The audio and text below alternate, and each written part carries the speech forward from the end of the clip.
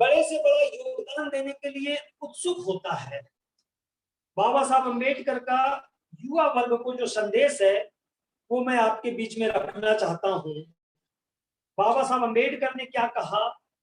लेकिन हम लोगों को बिना किसी जल्दबाजी के धीरे धीरे अपना लक्ष्य हासिल करना है। जो पुरानी पीढ़ी के लोग हैं, जिनके खून में हिंदू धर्म घुल मिल चुका है, ऐसे लोगों को यदि यह कहा जाए कि उन्हें हिंदू धर्म तुरंत छोड़ देना चाहिए, तो यह बात उनके लिए संभव नहीं होगी। किंतु नौजवान लोगों के बारे में मुझे पूरा यकीन है कि वे उचित रास्ता अपनाकर अपना समाज का और राष्ट्र का कल्याण करेंगे, इसमें कोई संदेह नहीं है। तो युवा वर्ग से बाबा साहब अम्बेडकर को एक बहुत बड़ी अपेक्षा है कि एक महान कार्य है। इस महान कार्य के लिए महान योगदान देने वाले लोगों की आवश्यकता पड़ेगी। तो वो महान योगदान देने वाले लोग कहां से मिलेंगे? ये युवा वर्ग से। जैसे उन्होंने कहा कि युवा वर्ग के बारे में कि ना तो आपको मनुष्यत्व और ना ही देवत्व। यदि आप मनुष्यत्व चाहिए, मैनहुड चाहिए, या फिर गॉडहुड चाहिए, देवत्व चाहिए, तो बगैर महान त्याग के आपको ना तो मनुष्यत्व मिलेगा और ना ही देवत्व मिलने वाला है। तो इसी तरह से बाबा साहब अम्बेडकर की इच्छा थी कि युवा वर्ग को इस क्षेत्र में आगे आने की आवश्यकता है। अब युवा वर्ग को आगे आने की आवश्यकता है, तो युवा वर्ग के दिमाग में इस बात को डालने की आवश्यकता है कि पेट से बड़ा जो कार्य है, भूख से बड़ा जो कार्य है, ग्लैमर से जो बड़ा कार्य है, लग्जरी से जो बड़ा कार्य है, रोजी रोटी से बड़ा कार्य है, पद प्रतिष्ठा से बड़ा कार्य यदि दुनिया में कोई है, तो वो सामाजिक परिवर्तन का कार्य, अपने धर्म के प्रचार प्रसार का कार्य। ये बाबा साहब अम्बेडकर ने बताया है। और बाबा साहब अम्बेडकर ने ही नहीं बताया है, बुद्ध एक राजा के बेटे थे, लेकिन फिर भी उन्होंने कौन से रास्ते का चुनाव किया? तो उन्होंने समाज परिवर्तन का ही रास्ता अपनाया। संत कबीर हुए जो महान संत कहलाते हैं, जिसको बाबा साहब अम्बेडकर ने गुरु का भी दर्जा दिया,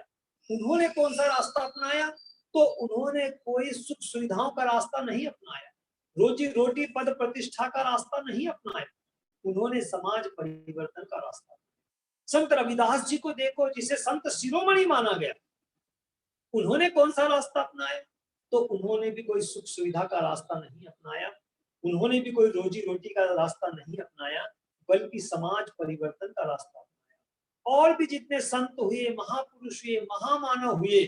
बाद के दिनों में हम देखते हैं कि महात्मा ज्योतिबा फुले को हम देखते हैं, राजर्षि शाहू महाराज को देखते हैं, या बाद में बाबा साहब अम्बेडकर को देखते हैं, और अभी के समय में हम मान्यवर साहब कांसीराम जी को भी देखते हैं। तो हम ये महसूस करते हैं, हम ये पाते हैं कि इन्होंने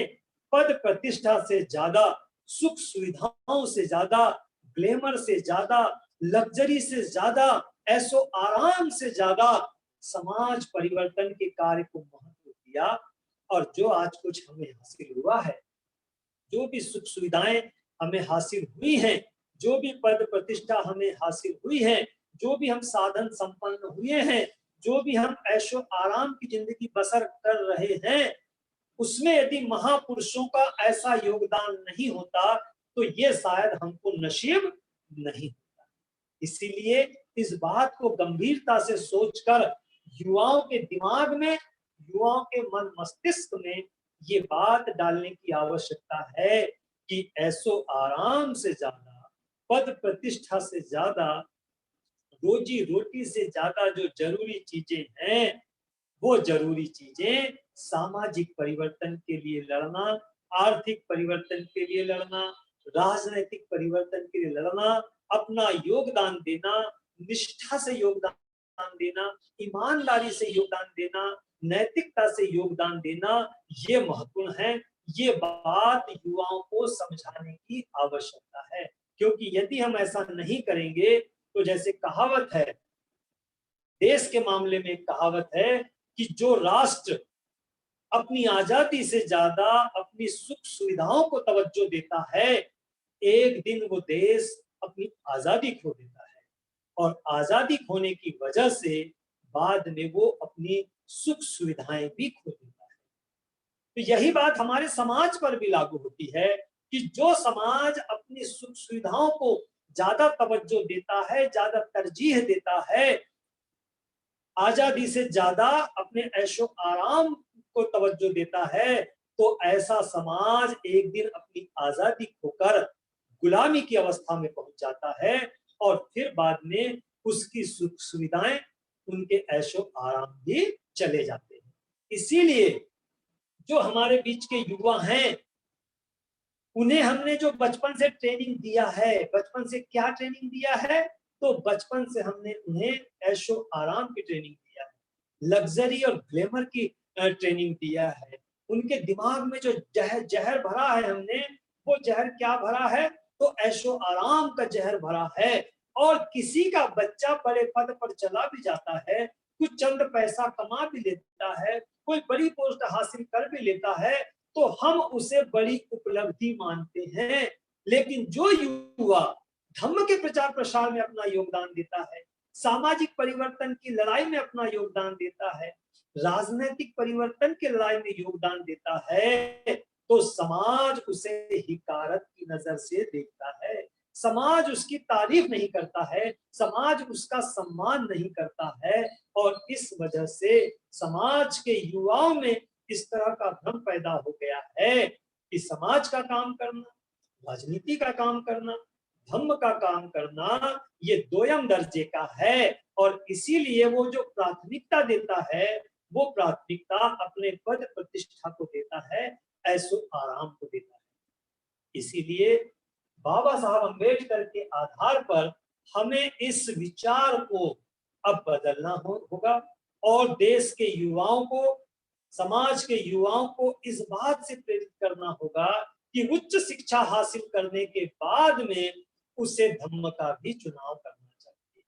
उसे समाज का भी चुनाव करना चाहिए, उसे राजनीति का भी चुनाव करना चाहिए। क्योंकि यदि हमने इसका चुनाव नहीं किया, तो जो विरोधी ताकतें हैं, वो एक न एक दिन हमारी आजादी छीन लेगी, और यदि आजादी हमारे हाथ से चली गई, तो हमारी सुख सुविधाएं और हमारे जो साधन हैं, वो भी हमारे हाथ से छिन जाएंगे, और उसके बाद में फिर कब को क्रांति होगी, इसका कोई ठिकाना नहीं है। इसलिए समय रहते जागृत होना, या समाज को जागृत करना, या युवाओं को इस क्षेत्र में प्रेरित करना, ये हम सबकी जिम्मेदारी बनती है। तो उसके लिए अलग से ऐसे प्लान तैयार करना, जैसे कि विचारधारा है, उसे समाज के बीच में किस तरह से जाना चाहिए, ये महत्वपूर्ण विषय है। दूसरी बात ये आती है कि युवाओं को यदि हमको आकर्षित करना है, तो युवाओं के लिए किस तरह की हमारे पास में कार्य योजना है, क्या हम उन्हें सुरक्षा और सम्मान दिला पा रहे हैं, क्या उनकी सुरक्षा का, और क्या उन्हें आम गृहस्थ से, एक सामान्य गृहस्थ से ऊपर का दर्जा देने के लिए इच्छुक हैं, या हम उसके लिए तैयार हैं। यदि हम उनके जीवन को सुरक्षित करते हैं और उन्हें सम्मान भी, क्योंकि वो यदि बड़ा त्याग करने के लिए तत्पर हैं, तो यदि वो त्यागी होते हैं, तो उन्हें समाज में सुरक्षा की भी आवश्यकता है, जीवन पर्यंत की सुरक्षा की आवश्यकता होती है, और साथ में सम्मान की भी आवश्यकता होती है। ऐसी कोई कार्य योजना बनाते हैं, तो हमको ये समझना चाहिए, आज नहीं तो कल युवाओं की ये धारणा भी खंडित हो सकती है। युवा भी अपनी धारणा में परिवर्तन ला सकते हैं कि बड़े बड़े पद, बड़ी बड़ी प्रतिष्ठा, या जो बड़े बड़े साधन वो इकट्ठा करता है, या धन दौलत भी कमाता है, उससे ज्यादा महत्वपूर्ण धर्म का प्रचार प्रसार करना, या समाज के लिए कार्य करना, या अपनी राजनीतिक शक्ति को तैयार करने के लिए खर्च करना, ये ज्यादा महत्वपूर्ण है। ये अपनी धारणा वो बदल भी सकता है। तो उसके लिए कार्य योजना बनाने की आवश्यकता है। विचारधारा की कार्य योजना बनाने की आवश्यकता होती है। और इसी तरह से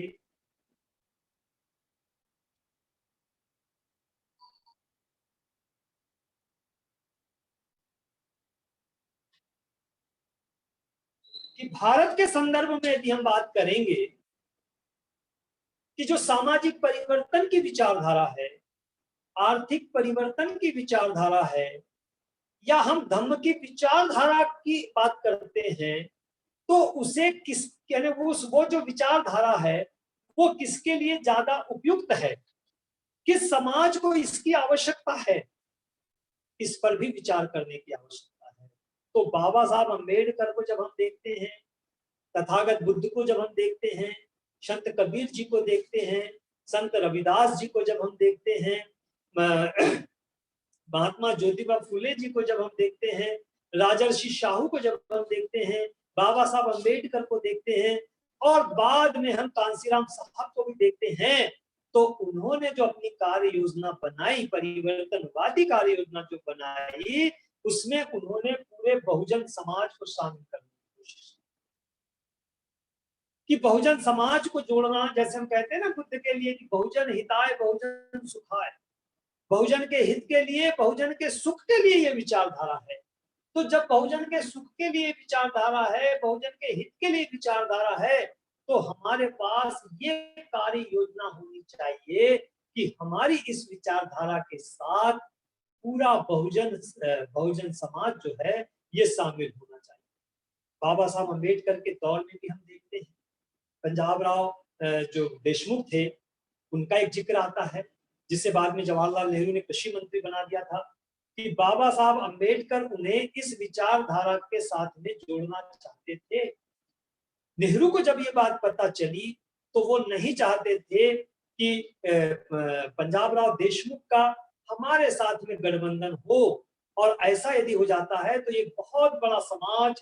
कांग्रेस के खिलाफ तैयार हो सकता है। और इसीलिए उन्होंने पंजाब राव देशमुख को अपने पक्ष में शामिल करके उसे भारत का कृषि मंत्री बनाया। इस बात से बाबा साहब अम्बेडकर बहुत दुखी हुए, व्यथित हुए। जो उनकी कार्य योजना थी, जो बहुजन समाज बनाने की उनकी कार्य योजना थी, उससे दुखी होकर बाबा साहब अम्बेडकर ने जवाहरलाल नेहरू को क्या कहा? बाबा साहब अम्बेडकर ने जवाहरलाल नेहरू को कहा कि politics is a game for you, but politics is a mission for me. राजनीति तुम्हारे लिए गेम हो सकती है, खेल हो सकता है, लेकिन राजनीति पॉलिटिक्स मेरे लिए गेम नहीं है, खेल नहीं है, ये मेरे लिए एक मिशन है, एक बहुत बड़ा विचार है। इस तरह का बाबा साहब अम्बेडकर की उस जमाने में प्रतिक्रिया आई। इसी तरह का एक दूसरा उदाहरण लखनऊ का आता है, जब गोविंद वल्लभ पंत उत्तर प्रदेश के मुख्यमंत्री थे और लखनऊ में पिछड़े वर्ग का सम्मेलन था, जिसमें बाबा साहब अम्बेडकर को भी बुलाया गया था। उस कार्यक्रम की अध्यक्षता गोविंद वल्लभ पंत ने की थी, लेकिन बाबा साहब अम्बेडकर का वो भाषण बहुत मशहूर है, जिसमें गोविंद वल्लभ पंत की ओर इशारा करते हुए बाबा साहब अम्बेडकर ने क्या कहा था? पिछड़े वर्ग के लोगों से ये आह्वान किया था कि जिस दिन शेड्यूल कास्ट के लोगों के साथ में पिछड़े वर्ग के लोग भाईचारा स्थापित कर लेंगे, उस दिन ये मंच पर बैठे हुए पंत जैसे ब्राह्मण भी तुम्हारे जूते की लेस खोलने में शर्म महसूस नहीं करेंगे। ये कितना बड़ा आह्वान था, इतने बड़े एक वैचारिक पुरुष का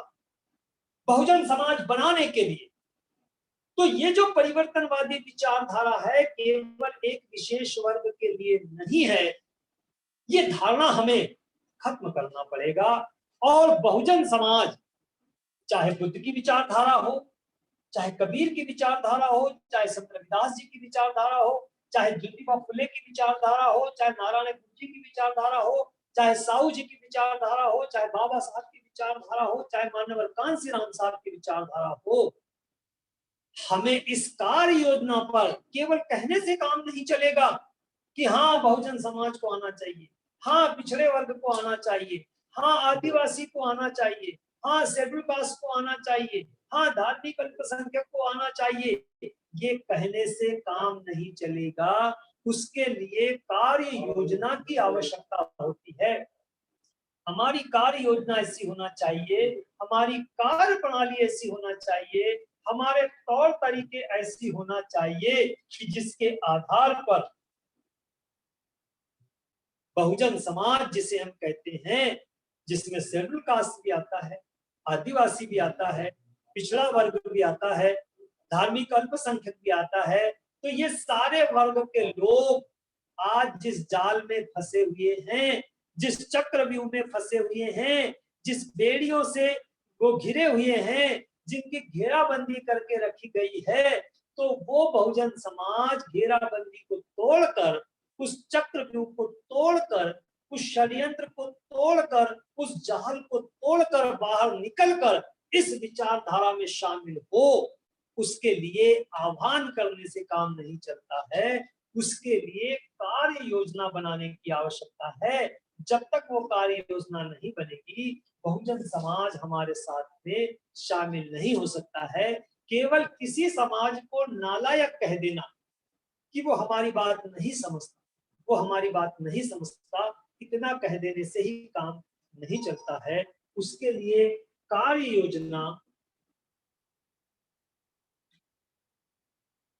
योजना बनाने की आवश्यकता है।